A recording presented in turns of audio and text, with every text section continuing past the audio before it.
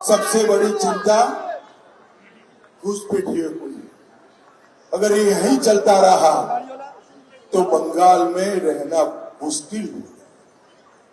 मैं आपको बताता हूं, आप भाजपा सरकार बना दो, हम 45 दिन में ही बाढ़ के लिए 600 एकड़ भूमि भारत सरकार को देकर बाढ़ को पूरा करने का वादा करते हैं।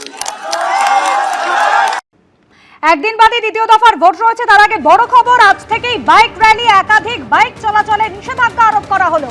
সিঙ্গেল বেঞ্চের যে নির্দেশ, সেই নির্দেশে কিছুটা বদল এনে জানিয়ে দিল ডিভিশন বেঞ্চ, একজন নাগরিকেরও অধিকার খর্ব করতে পারেন না।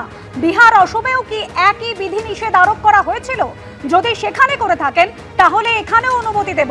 গাড়ির ক্ষেত্রে কেন বিধিনিষেধ প্রযোজ্য হবে না?